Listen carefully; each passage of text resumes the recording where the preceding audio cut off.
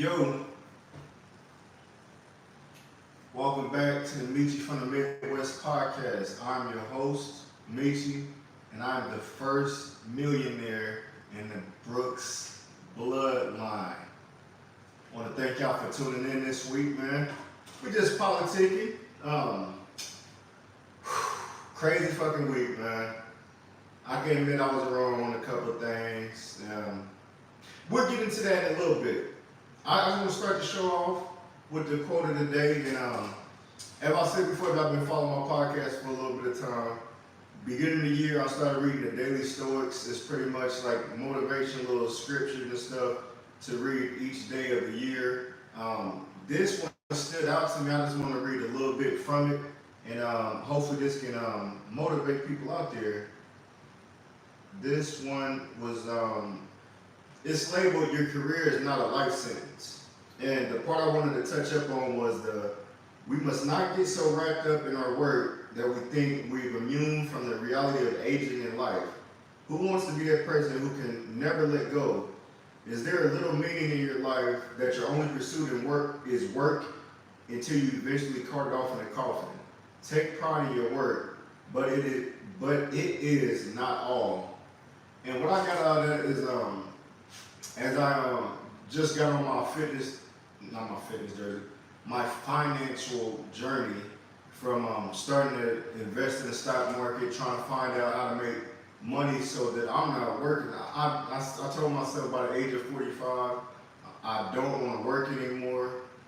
I want to have money coming in my way. Like if I can do it investing monthly and making bread off that, making a profit and stuff, that's what I want to do. But I want to have a certain amount. Like I think I know I can get it to where like if I had $100,000 each year, that'd cover all my bills and stuff and my lifestyle. Like I said, I'm not big on blowing money or whatever, but I want to be in a better financial living situation that I can provide for my family, not just my family, like I'm talking about my blood. Like I want to be able to provide for them and set the tone for them. So when this next generation come up, they don't have to go through the struggles I went through. I talk about my personal life a lot. Coming up, it was rough, man. Being raised by two women. Pops was in the military, so he was in and out. I seen him monthly. I won't complain about that, but it's just the way I want to live my life. I want to be able to, once my child grows up, or if I have any more kids, like stepson and all that, I don't want them to go through the struggles I went through, and I said I'm just looking for ways to make things happen, just like these other people have in the past. Like people that's living off Wall Street, they had money passed down to them. They probably gotta never work a day in their life.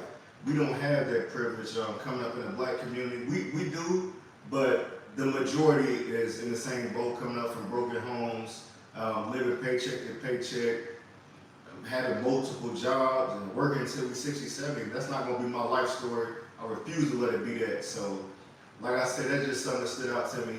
Don't I won't say don't put the 100% into your job, but when you're at work, give them 100%. But once you get off work, focus on your goals. Focus on what you want to do in life, what you want to achieve, the goals you want to knock out before you leave this earth, because tomorrow's not promised. So I just wanted to start off with that because we're about to get into some real shit.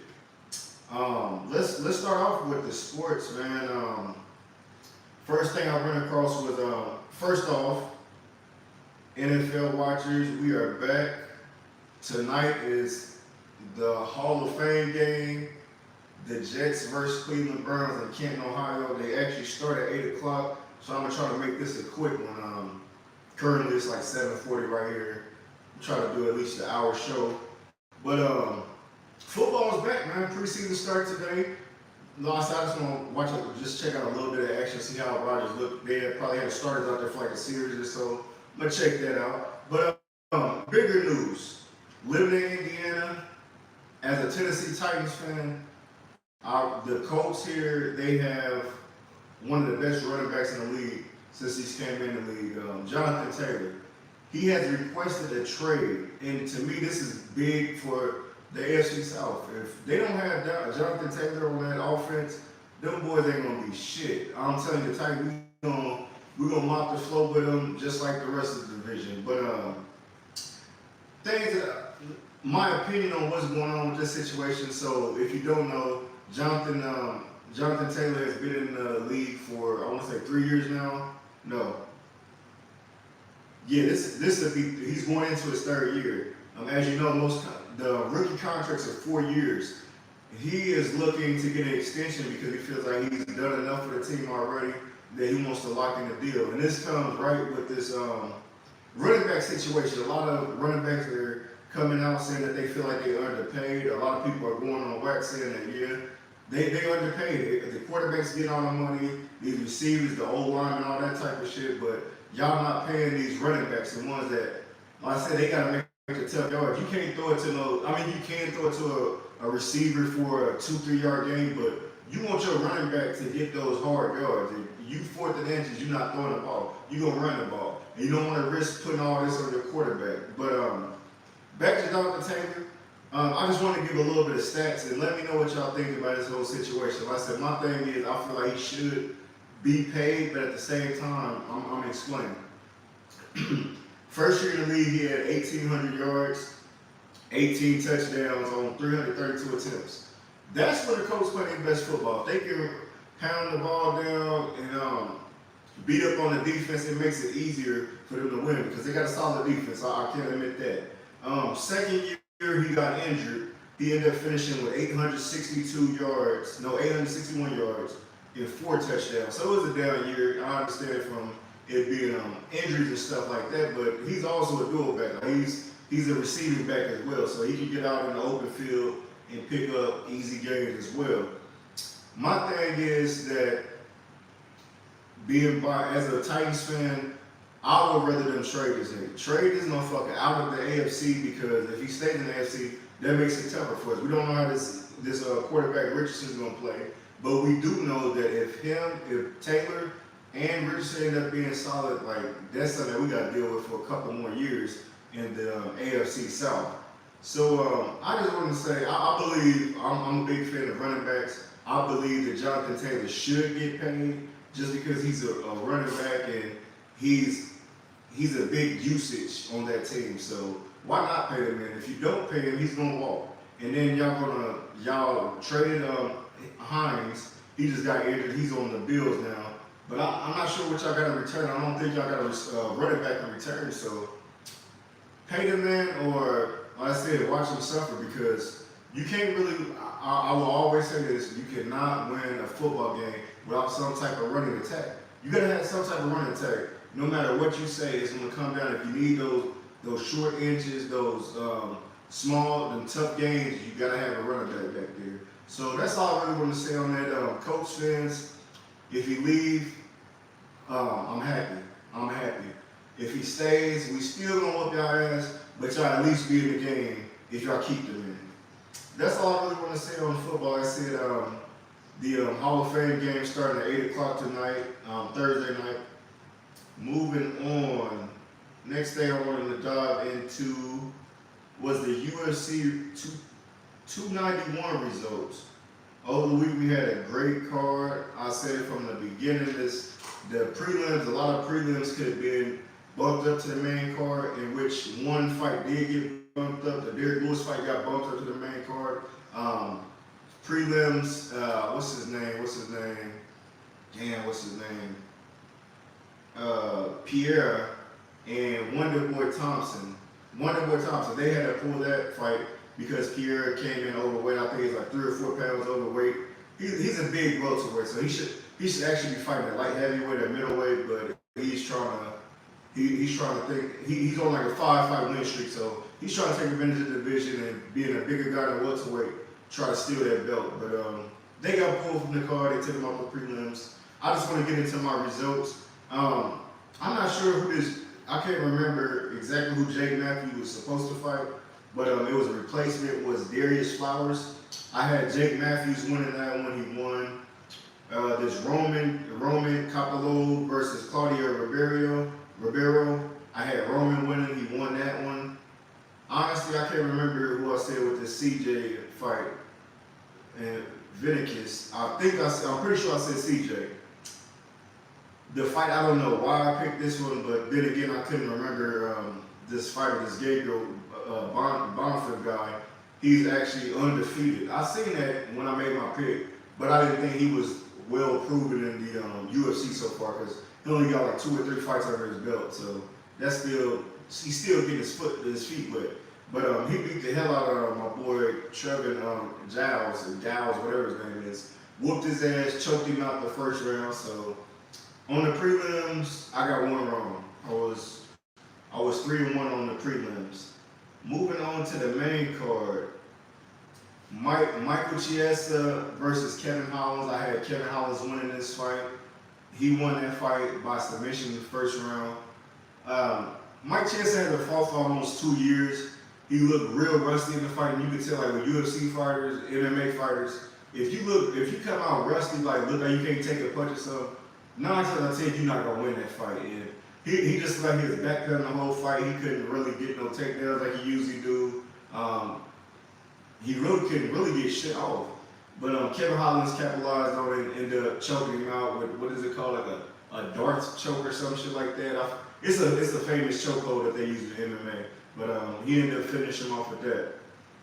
Next fight was Tony Ferguson versus Bobby Green. With this fight, I said Bobby Green was going to win. He actually won round 3 by submission. Tony Ferguson is pretty much done. I said before this fight that maybe he should consider retiring because he's currently lost 5 or 6 fights in a row. 2 great competition, like ranked fighters, but Bobby Green is one of those guys, like, I wouldn't say, I'll say like a gatekeeper. He's one of those hard-hitting dudes that's gonna give you a fight, but he hasn't cracked like the top 5 or something, so, or I don't even think he cracked the top 10 before, so I would consider him like a gatekeeper in the UFC, but he ended up choking Tony Ferguson out. Tony got some hits out, but it looked like he ain't had no power behind his punches. A lot of time through the fight when he got hit, he got spent around. And I've seen that these last 2 or 3 fights, man, he looked sad out there. At one point, this dude was 12-0 in the UFC. To me personally, I feel like with outside of the injuries, he just got a little too cocky and he went on a staggering ass whooping streak and lost 5 or 6 in a row. So he said he still has something in the tank. I don't see it. Dana might give him one more fight, maybe one or 2 more fights, and he'll probably give him his walking papers. But overall, salute to Bobby Green for getting that win. Next fight I was kind of going back and forth with because the boxing fight started, the Spence and Crawford fight. I'll get into that in a minute. But this Marcos Rogerio de Lima versus Derek Lewis. I had Derek Lewis winning this one. From the beginning of the fight, I want to say he came out and did like a running lead, and he caught Buddy, dropped him, got on top of him, punched him the fuck up. He won that fight in 33 seconds by knockout. That was his Derek Lewis' last fight on his contract. I'm not sure if he's going to renew because I think he's like 38, 39. He's getting up in their age. Once you get to your late 30s, you start considering bowing out of MMA. So if this is it, one of the greatest heavyweights in UFC history. I think he got the record for the knockouts in the heavyweight division. That's a huge accomplishment, even though he didn't get the belt. He's been ranked number 1 before. He's been ranked in the top 5. He's been ranked top 10. So if he still got a little bit in the tank, I wouldn't mind seeing him go to like PFL or bare knuckles to do a couple of boxing fights since he don't have to worry about wrestling. And also, he looked in great shape. This man at 263 pounds had abs when he weighed in. And if y'all know Derek Lewis, he always been like more on the heavier side, but now he's been focusing on cardio, watching his health and stuff. He looked good in there, man. He whooped the hell out of the Lima guy, Marcos, and he was the underdog that fight. So salute to Derek Lewis. I got that one right as well. Jan Djokovic versus Alex Pereira. I had Pereira winning this one. Pereira or Pereira. I had him, that mama studying like shit. That's a tongue twister for me for some reason.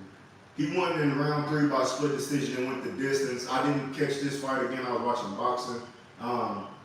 I don't even think I seen no highlights from this, but it looks like they were saying that John had got 3 takedowns on him, but as far as the striking, it was a little bit close. So usually when you get more takedowns and it's closer in strikes, the judges usually go the way to the takedowns and see if they do something. But I think what they said, when he was on top, he wasn't throwing any punches or anything like that. It was like he was pretty much laying on him, and the judges wasn't feeling it. So Alex won that one. I had that one right. And then the main event of the evening was Dustin Poirier versus Justin Gaethje. I called Justin Gaethje in this fight. He won by round 2 knockout. First round, when I clicked on it, get close to the end of the round, it looks like Dustin was getting the best of him. He had Gaethje leaking, had him bleeding already. Round 2 start, probably about, just a minute into the second round, catching him with a mean head kick. Poirier tried to block. He actually blocked it, but the foot got to the outside and came right to the back of his ear and shit and put it smooth out. My boy Herb Dean came in like a baseball player, slid on him to make sure that Justin ain't hit him no more. But Gaethje was already on the cage doing his signature backflip off. So man, I went 5-0 on the main card. Salute to me. I got all them right. The only thing that fucked me up is I added some boxing into my card. I should have played it smart and did a UFC card, a boxing parlay, and then did a combination. But instead, I just got thirsty. I was highly invested in this next topic I'm gonna talk about. But that's all for the UFC, man. Overall, I went what was that? 9. I went 8-1 out of UFC. So I think I did a pretty good job, man. I'm trying to tell y'all. Tap in when I drop these predictions. I'm gonna start doing a little short so I can give y'all my predictions every week. And if y'all want to do a parlay on it, more power to you, because everything that I'm putting on here, I'm doing parlays on it. And hopefully I'll win some bread off of it. That's the type of little gambling I do when it comes to FanDuel and shit. So yeah, that's all I have for UFC, man. One of the reasons I didn't want to, I'm gonna be real. I wasn't even about to do the podcast this week. I've been feeling some type of way since Saturday night. If you know, you know. Damn, man. Errol Spence Jr., Terrence Bud Crawford, unified, undisputed welterweight championships are on the line.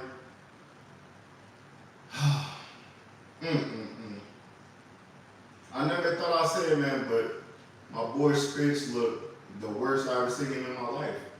I've been following Spence for about 3-4 years now. And at first, I was trying to fill him out, wondering what the hype was about. But as time went on, he started fighting more competition. I was like, this, he number one, he the truth. And what a coincidence, his ring name is The Truth. That's his walkout name or whatever they want to call it. But man, he ran into somebody. He finally met his match. Salute to Bud Crawford. He put an ass whooping on Spence that I didn't see coming. And look, this is one thing I want to talk about. I know it's a lot of boxing fans out there. I'm a diehard boxing fan. I've been watching boxing since I was a shorty. Early 90s, when I was 3-4 years old, I remember watching boxing. I'm 36 now. I've been watching boxing over 30 fucking years. But this is one of my favorite sports. And just looking at both fights, with Bud, nothing against Bud, but with the fights I've seen from him, it was a couple of washed up people, a couple of leftovers that Spence already had. So I'm thinking what is the hype behind this dude? And then I was forgetting that he was undisputed at 140 before. Then he came up to 147 to go undisputed. So he's a 2-time undisputed champ now. Just to get into the fight, I said I don't want to make no excuses, but from what I saw before, when they went to the back and was talking to the fighters before, you could see that Crawford still getting his punches in. Spence was sitting there. It looked like he was just taking it all in, like this is a big moment for him. But his eyes, it looked like he was smoking some weed. And I know he don't smoke. He said he don't drink, and then he went cold turkey after his accident a couple years ago. But he looked like he wasn't his regular self. But then a couple of people saying he looked like that his last fight. So that's it. No excuses. He comes out with who is it, Big Homie G, this new song he dropped called Texas off his latest tape, going crazy, man. I'm like, yeah, all right, man, this fight about to really happen. Bud Crawford comes out. It was rumors that he was gonna end up walking out with Eminem because Eminem said he would love to walk him out or some shit. And what do you know? From behind the curtains, here comes Eminem. He didn't rap or anything, but he walked him out. Like he just announced before the fight, your next undisputed welterweight champ, Bud Crawford, Bud motherfucking Crawford. And that song, that Lose Yourself shit, did something to that man, because when they got up in that goddamn ring, took, just from my eyes, looking at Spence corner, he didn't look as confident as he's been looking leading up to the fight. And I don't know if it's because the walker was like, damn, I'm bringing out an up-and-coming rapper, and my man's over here bringing on Eminem, somebody considered a top 10 rapper of all time. That's a big difference right there. You think like, damn, I already lost the entrance. Like, I think some boxers think like that, honestly, for real. But they get into the ring, first round going. First round is always a fill-out round. To me, well, even the judge said it, Spence won the first round. Second round start, midway through the round, Terrence go a little bit low. Spence oversells this punch and gets dropped. First time being down in the career. So me and my girl sitting like, hold on, like, all right. First we was like, nah, that nigga slipped. So they showed a replay, and I'm like, damn, he caught that nigga, he caught him. So I'm like, okay, cool. All right, Spence, you down one. You know when you lose, when you get knocked down the round, that's 2 points. The most you're gonna get is an 8, unless you drop your opponent as well.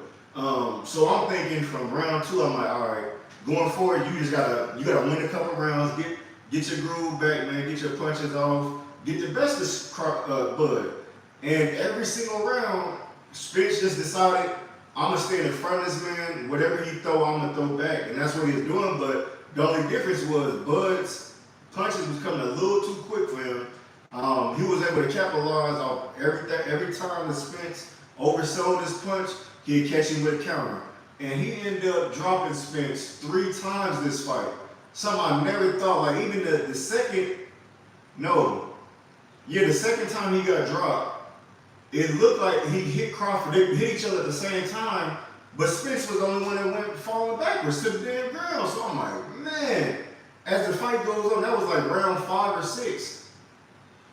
He ended up getting him up. I don't even want to talk about it so much, but he ended up getting him up out of round 9. Spence was still on his feet, but you can just tell he was getting caught with everything. Like Crawford just looked too strong for Spence. I don't know what happened when Spence powered this fight, but a couple of times you can see during the match, he like strong, like get your little ass back. And coming into this fight, Spence supposed to be the bigger man, but Crawford got 2 years on him, so that's when you gotta look at like, man, that's grown man strength right there. That man 35, you 33. I mean, it's not a big age gap, but still, he showed you like, hey, I'm the bigger dude, man. And yeah, that's all I got for that fight, man. It's hard to talk about, honestly. Like, just like back in the days when Buster Douglas knocked Tyson the fuck out and had my man on the ground looking for his goddamn mouthpiece. That's how I feel about this fight, man. And I even take it one further. A couple years ago when Wilder kept on saying he could beat Tyson Fury, that second time my man was getting punched up on the ropes, grabbed the rope, and Fury came over the uppercut, and my man was still holding onto the rope, fucked around, flushed this shit, had that man slide off the ropes to the ground. It was one of them, man. And like I said, I didn't see this coming. Nothing against Bud, man, but like, he's number 1 pound for pound now. Like, it's no debate about it.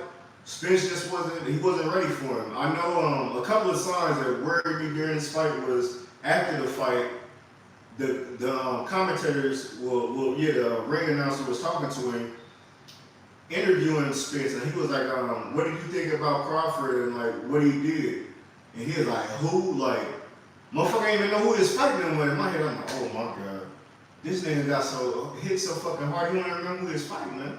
Like, is this an early sign of CTE? I know there's nothing funny to talk about, but if you witnessed this fight, this like one of them fights that, hey, big bro, I can whoop your ass, man, and he take you outside and just beat the shit out you. He don't kill you, but he beat the shit out you. And at the end of the day, you like, damn, yeah, you got it, man, you got it. It was one of them type of ass whoopings, man, like one of them that ain't no way around it. I didn't win the fucking round. I mean, I won the first round. I lost 8 rounds in a row. Even one round, he got a 7-10 round when he got dropped twice. So, man, as far as the welterweight division goes, I don't think nobody's fucking with Bud. I think he came there to collect those belts, and now he's on the hunt to get to 154 because he want to fight one of the Charlo brothers that he ain't been fucking with. He actually want to fight both of them, but whichever one at 54, that's what we want to come fight next.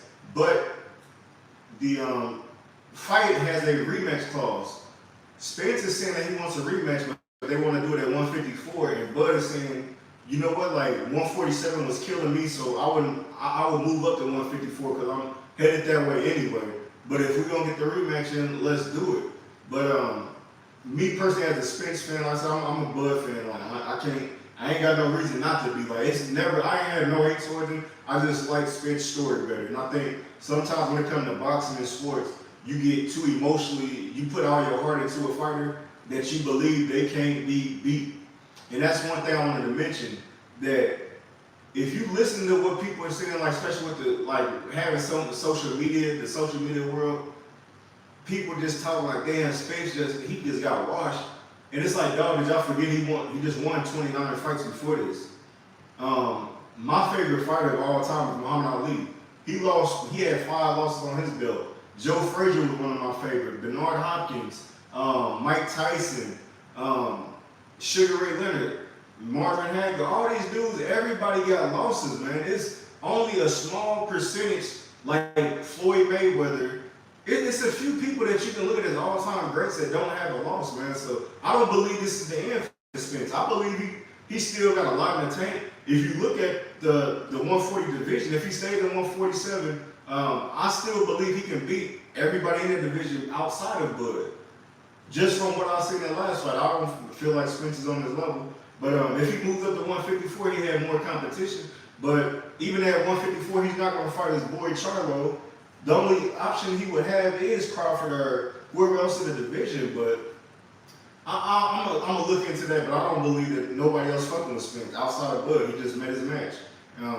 As far as Bud, man, like, if this Charlo 20, if you really want that shit, man, you better go do your homework, nigga, because this man Bud is on another level, man. He's clearly, it's no debate, he's number one. Nobody's better than Bud right now. So I just want to say salute to Bud Crawford. I was wrong about it. Salute to Spence, man. At least you ain't go out on your ass. I know you got dropped 3 times, but hey, it is what it is.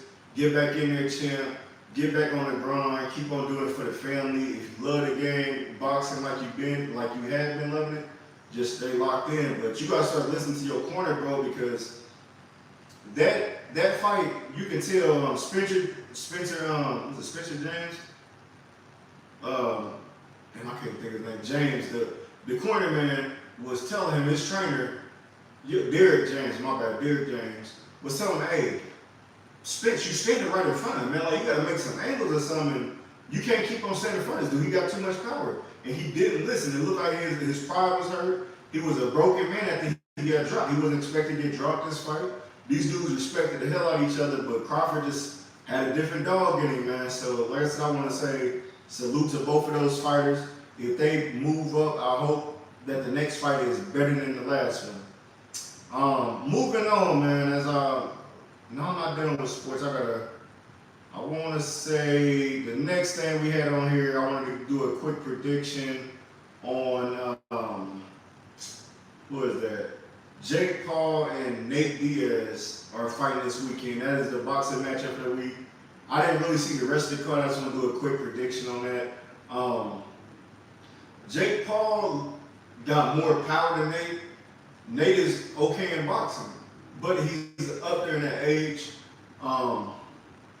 Jake Paul has fought 4 professional fights. I think he's 3-1. He ended up losing to Tommy Fury, Tyson Fury's youngest brother, I want to say. And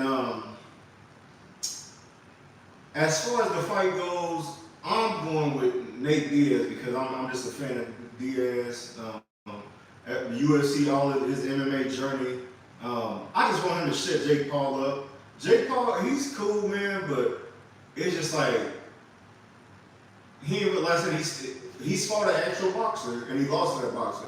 But now he's going back to, oh shit, I'm not fighting no more real boxer right now. I'm gonna fight somebody, one of these retired MMA dudes. Nate Diaz really currently just fought his last fight in the UFC, and he hasn't had a fight since. So I know he's always been good at boxing and stuff, but I can see him tiring out this fight.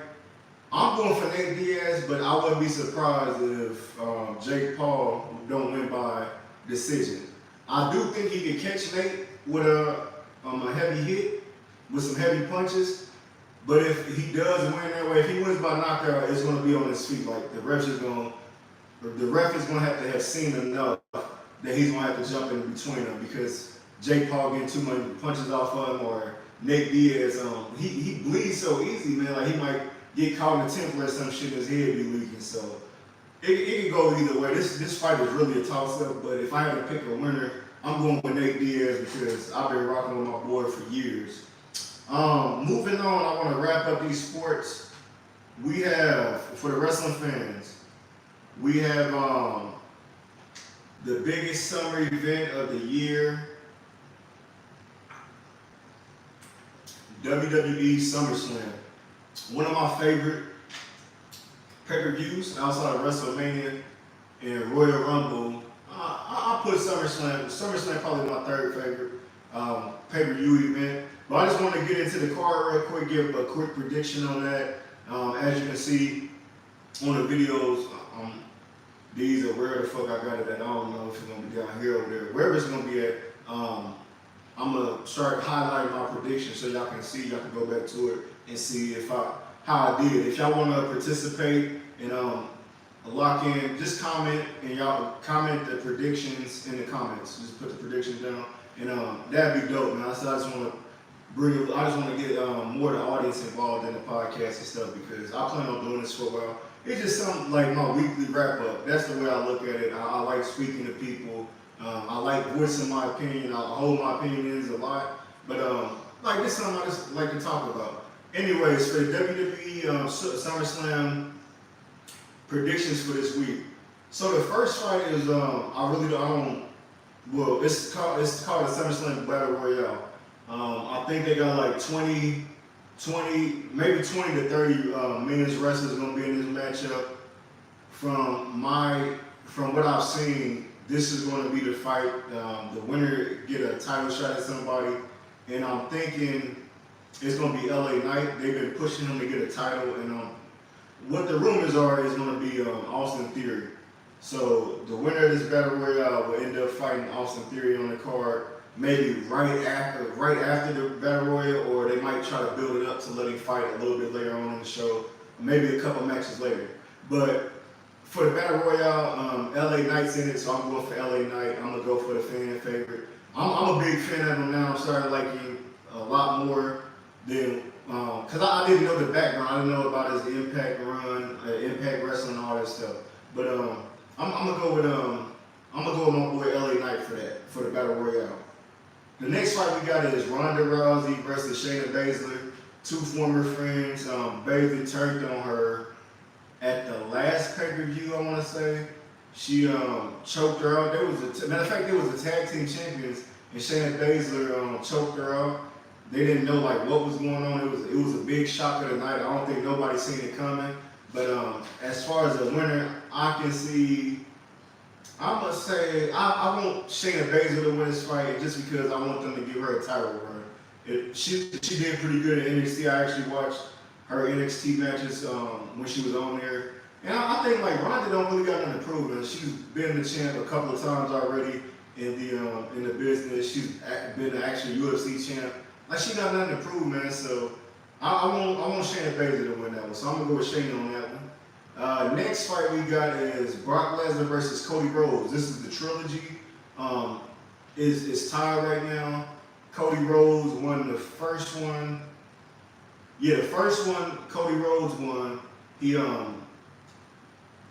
if I remember right, Brock Lesnar busted his head in the corner. They got the fight, and he put Cody in the Kimura. Cody was able to reverse it and get the 1, 2, 3 count, and he won that one. The second time that they fought, this is after Brock had already broke Cody Rhodes' arm, and he ended up putting him in a Kimura and making his ass fall asleep, like he passed out because he choked him the fuck out. And so with this trilogy, if they are building Cody Rhodes to be the next WWE champion at some point, he's gonna win this trilogy so he can move on. I'm starting to catch it. He's like when Seth Rollins, they fought 3 times, then he's about to fight Brock 3 times, and whoever this next person is, it'll probably get him closer to the title shot. So I'm gonna go with Cody to win this one. Next fight is Logan Paul versus Ricochet. Now, actually, like I said, I salute these Paul brothers because you got one doing boxing making money, and you got the other one in WWE making money. And he actually looks like a wrestler, man. Lately, him and Ricochet, these last couple pay-per-views and stuff, they've been making some viral moments as far as like the little clothesline thing they did from both sides of the ring when they bounced off the top and met in the middle of the ring up in the air on some Dragon Ball Z shit. They just been making viral moments and stuff. So as far as this fight goes, I'm a Ricochet fan, but I'm starting to like Logan Paul. So I want him to win this fight because he needs a solid win over somebody. He's been losing. He done lost to like the top dogs. He done lost to Roman on the big stage. He done lost to Seth Rollins on the big stage. So Ricochet, like, he's still mid-level. Even though the way that they bought him in, I thought he would be like a heavyweight contender at some point. But I can see Logan Paul winning this one. So I'm gonna go with Logan Paul. Next fight we got is Asuka, the WWE champion, the women's champion, versus, who is this? Bianca Belair and Charlotte Flair in a triple threat match. Just something to know before this, Charlotte Flair is undefeated, I want to say, at SummerSlam. So she's never lost at SummerSlam. But with this being a triple threat, if I had to pick a winner, I would say Bianca Belair. I just wanted to get the title back. She's pretty much, if she wins, then she's gonna have to. I don't know how to explain this.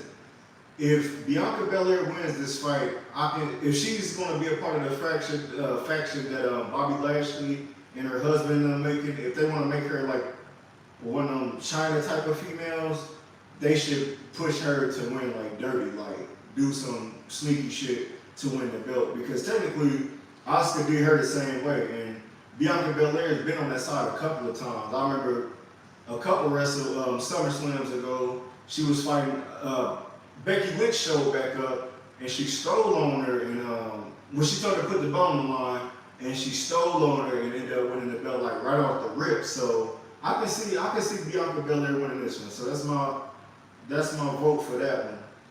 Next fight is going to be one of the best fights of the night, I would say, is the Intercontinental Champion Gunther versus Drew McIntyre, the returning Drew McIntyre. He's been injured for a minute. I think he just renewed his contract. The Imperial, I think that's a group, Imperial, been beating the hell out of Drew McIntyre, anybody he's been associated with. He's finally back. He get cleaned out the little tag team that they got going on. But now it's him versus my boy Gunther. Gunther's on a big run. It looks like this is gonna be one of those runs that he's gonna break this longest reign as the Intercontinental Champion, which is held by Hunky Tonk Man.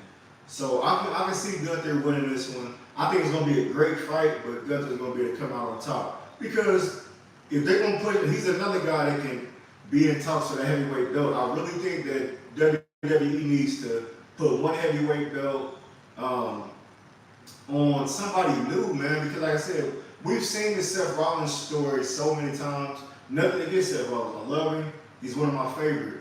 And Roman Reigns, but if Roman Reigns is gonna be putting his title on the line, Seth got it. His is on the line as well. But if they want to bring in that fresh blood, like Vince McMahon always been big on like the bigger guys like Undertaker, Kane, Big Show, them type of dudes. Gunther is one of those dudes. I know they've been trying it with what's his name, Omos. They've been trying with him and it didn't work. But Gunther, he the real deal, man. He lost a lot of weight. He's in crazy shape from what he came in at. Like, so he's taking this shit serious. So I'm going with Gunther to win that one. Co-main event of the evening, we have another match that this battle has been going on for a while now. I'm not sure what the score is, but Seth Rollins will defend his belt, his world heavyweight title versus Finn Balor. The only thing with this fight is that Finn Balor's partner was teammate Damian Priest has the Money in the Bank, so it's a lot that can go on in this fight. If he wants to come out there and interfere in this fight while Finn Balor is knocked out or some shit, he can win that belt off Seth Rollins right away. Or Seth Rollins can end up losing this belt somehow because the way they've been building storyline, like you really don't know who's gonna win. If Finn Balor wins, Damian Priest could turn on Finn Balor and take that out and leave Judgment Day, which I don't want to see because Judgment Day, it didn't grew on me. It's one of those groups that's going to be around for a while.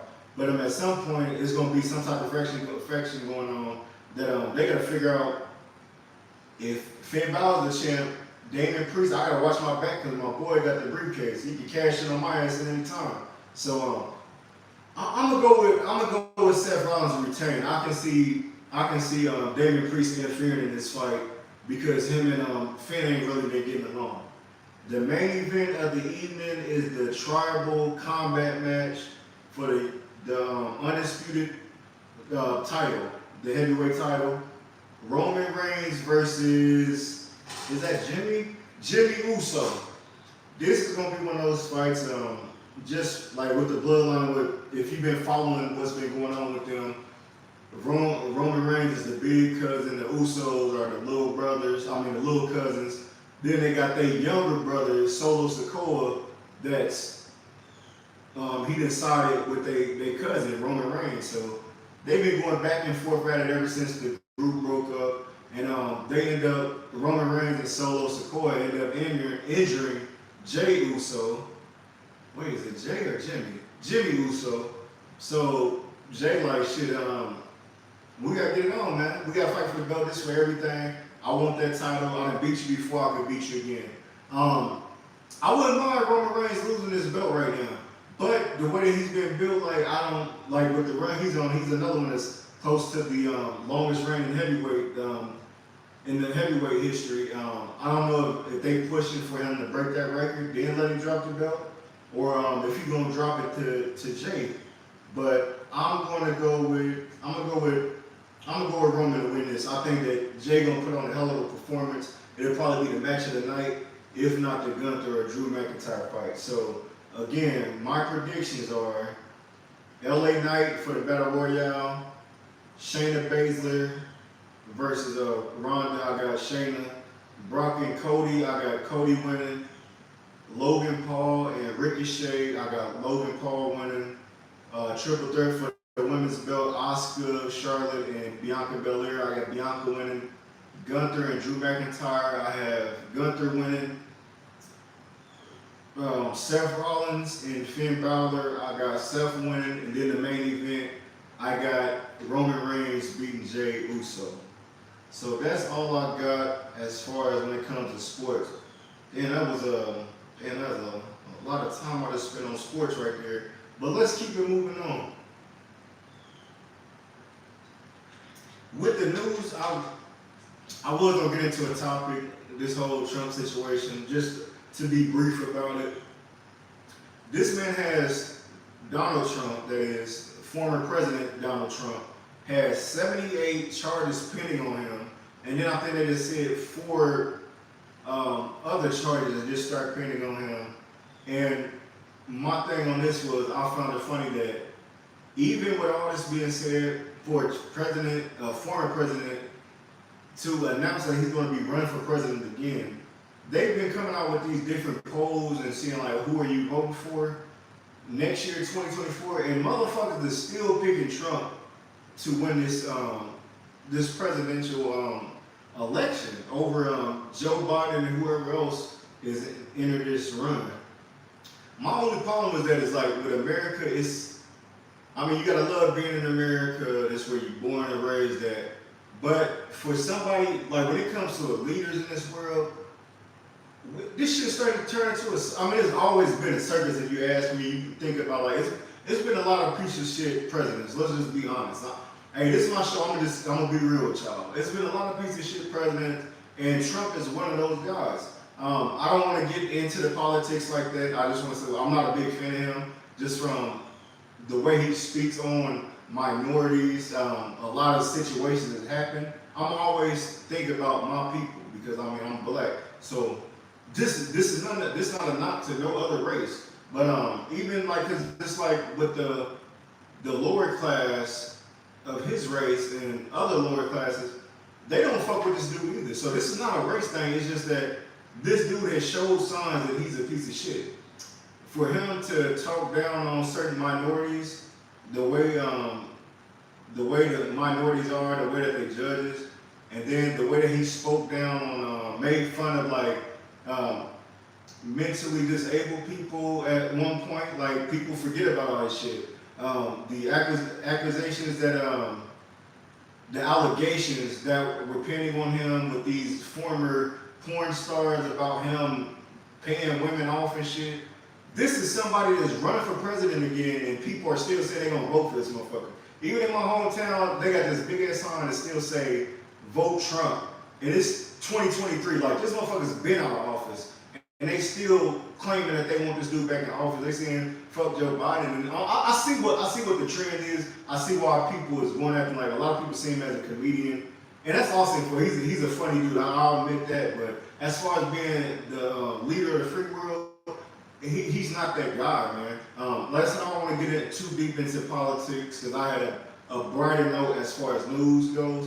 But yeah, I just found that funny. Like, my question for y'all, because I know I'm gonna see a lot of Trump fans in my comments. I said I don't got nothing against y'all. I'm gonna keep it real. I don't got nothing against nobody. But this is what I want y'all to do. I want y'all to do this type of homework for me. If you can, I just want you to leave me with five things that Donald Trump can do, not just for you, but for every American. 5 things that he's going to do that, 5 reasons why someone should vote for Donald Trump.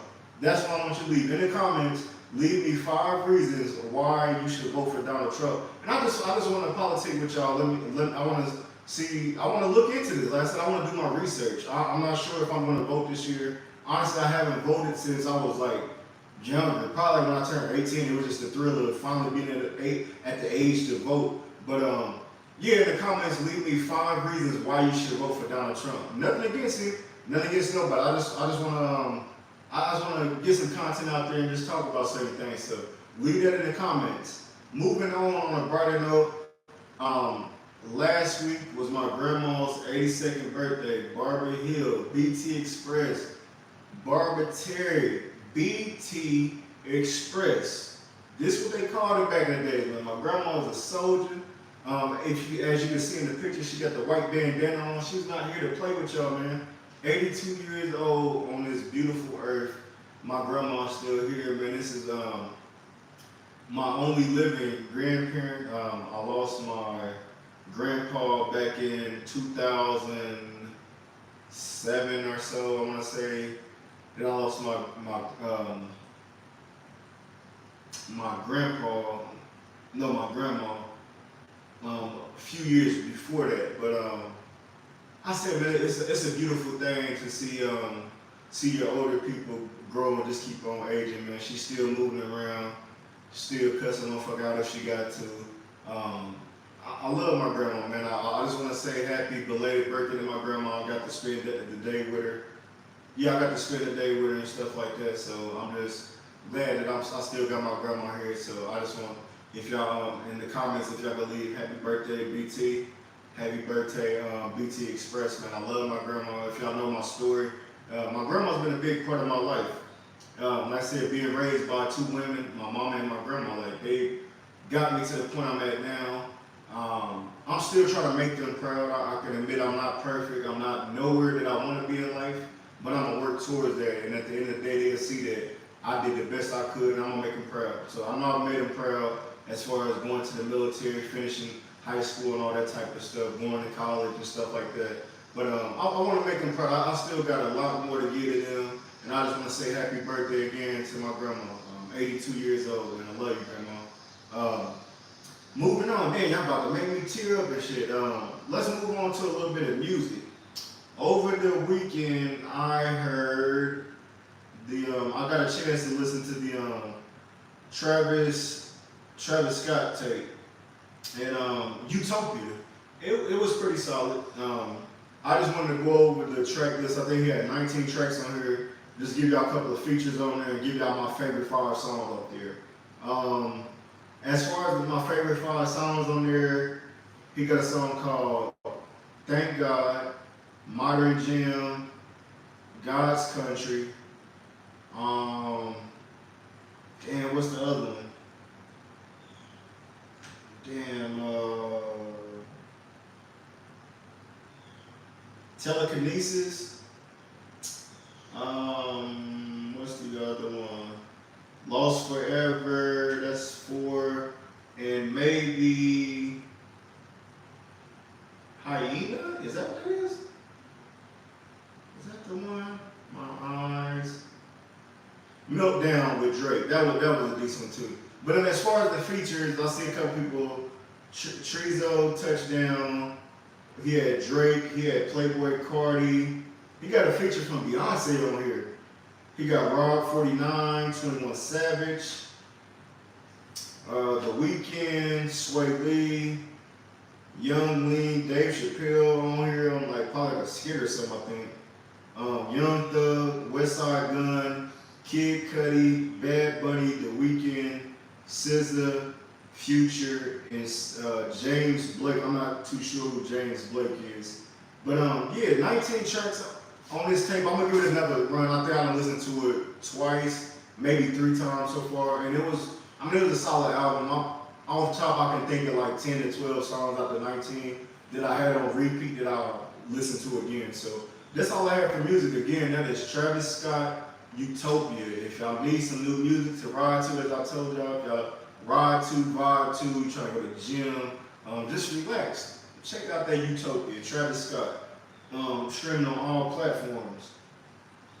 Moving on, I have, what is this? I wanted to get into just a quick thing. So, Dark Side of the Ring, I had a movie, I'll talk about the movie next time. I just wanted to announce that The Chi Season 6 is starting this weekend. I think it drops on Sunday. If I haven't been following The Chi, it's a good show just based on Chicago, the young crowd, how they grow up in Chicago. Just from their standpoint of how Chicago is, like the violence that go on, the politics that go on, like as far as the mayor and shit like that.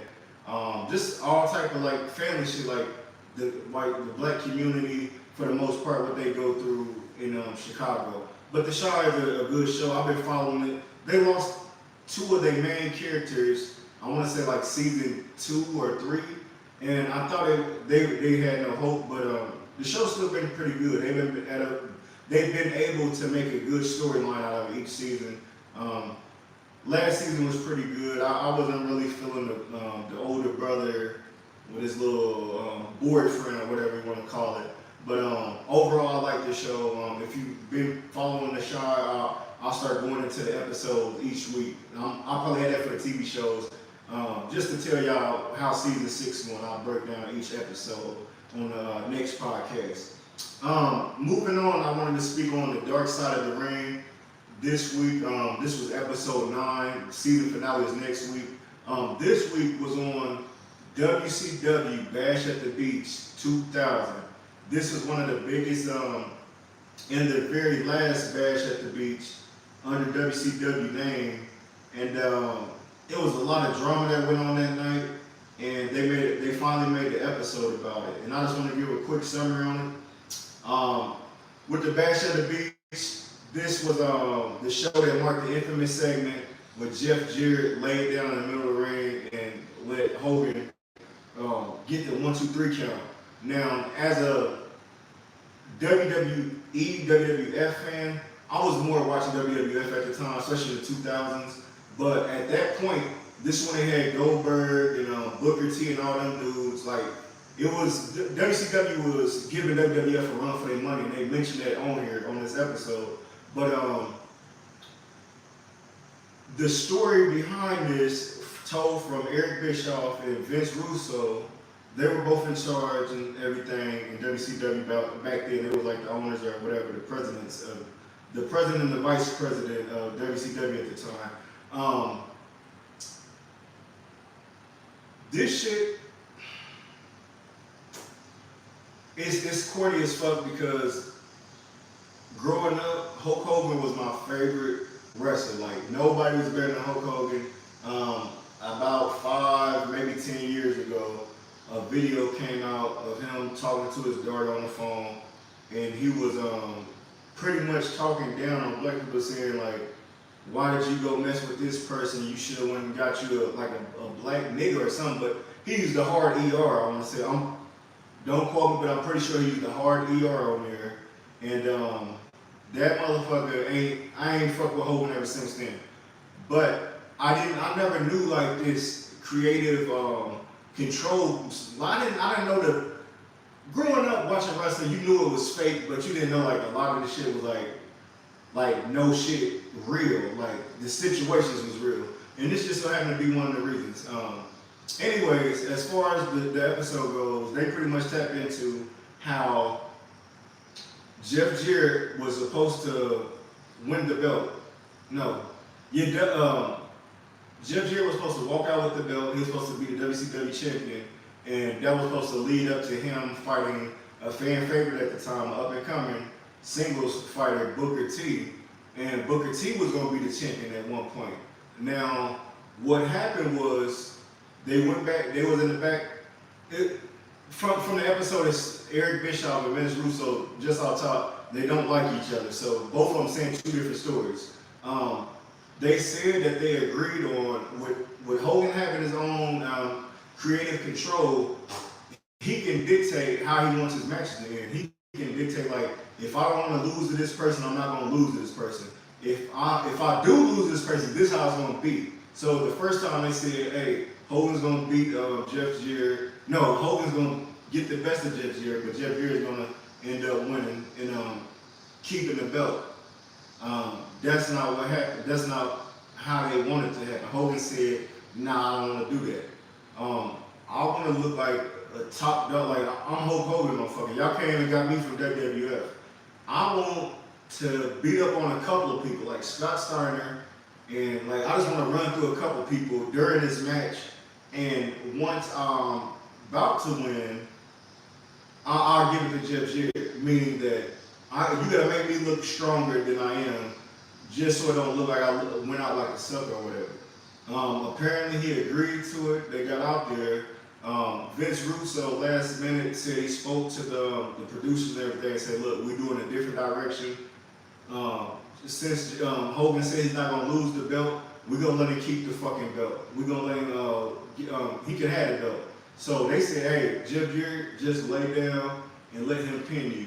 From Jeff Jarrett's standpoint, it's one of the worst black eyes in WCW history because it was a real thing. Like, this wasn't fake. Hogan creative control in WCW fucked up WCW because when you do shit like that and then y'all get the beefing live on TV in a situation where you just leave the fucking building on a pay-per-view, then you're gonna lose a lot of viewers, and that's exactly what happened. Hogan took a flight back after the fight. Him and Vince Russo talked shit about each other. Vince Russo came up there and said, fuck Hulk Hogan, you'll never see him back in this building, all this shit. And Hogan ended up going back to WWF or whatever. But in the mean, this motherfucker Hogan sued WCW and whatever because he was saying that, no, this is real. I didn't know anything about Jeff Jarrett laying down with them making a fool out of me, making me have to not even do a match for me to put my foot on this man and win the belt instead of actually having a match. or doing it the way we said we were going to do. Just let me keep the belt or make me look strong. It's fucked up. Like I said, I pretty much gave you the episode, but it just goes into Eric Bischoff speaking on what he thought about the situation and what Vince Russo thought about the situation. If you've seen the episode, my question to you is, who do you believe? Which side of the room? Do you believe Eric Bischoff was in the right? Is his story more truthful, or is it Vince Russo? Because Vince Russo seemed like a lying motherfucker, but then on the other hand, Eric Bischoff seemed like a lying motherfucker. And both of them have been known as big-ass liars in WWE and wrestling history. So I won't pick, I'm not going to pick a side. I really don't have a side for it, but it seems like to blame for this situation is Hulk Hogan. He was the gift and curse of WCW. When he got there, he brought a lot of other people in, like Kevin Nash, Scott Hall, all them boys, and a lot of WWE dudes started coming there. I think Bret Hart was there too. So they lost a lot of people to the competition. Just for Hogan to turn back around and go work back with WWE was an even bigger slap in the face, because he went to WWE. Vince McMahon ends up buying WCW. So it's like this all. Every time that we speak on Dark Side of the Ring, I'm gonna always blame Vince McMahon, because this is Vince McMahon's fault. The motherfucker bought out the competition. I know it was a smart move, but you're a piece of shit, man. A lot of this shit could have been avoided if you would have just treated these people right. But like I said, I know how it goes. Take out the competition so you're the only competition. So that's all I wanted to say on the Dark Side of the Ring. If y'all haven't been following, this season has probably been one of the best seasons. The season finale is with Marty Jannetty. If y'all don't know him, he was with Shawn Michaels. He was his tag team partner when he first came into the business. So y'all make sure y'all check out that episode. Next thing I have for y'all is the stocks that I'm currently got going on. Now, as I told y'all recently that as far as the stock game, my game plan right now is to get 5 solid stocks. I want to have 100 shares of each stock. In the meantime, I have to do my homework, and I'm learning steps. I'm learning baby steps as it goes, but as I learn these baby steps, I want to pass them on to y'all. So the step I learned this week is to download Yahoo Finance. If you know the ticker for the stock sheet tracking, type in the ticker. It will show you what the current price is. It'll show you what the price was yesterday, a month ago, 6 months, a year, 5 years, and all time. With my research, what I decided to do is, how I know that the stock is good for me is if I click on all time, and once I click on all time, if that number is in the positive, if we got positive money, that means that this stock has been doing good every year. And then you can click on 5 years, 1 year, a month, a couple of months, whatever. And you can see if this stock has been doing good all after over 5-10 years, this is the stock you want to invest in. Now, there's still more homework to do, but we're just taking baby steps, because right now, what I'm doing, as far as, like I said, I want to have 100 shares of each stock that I've got.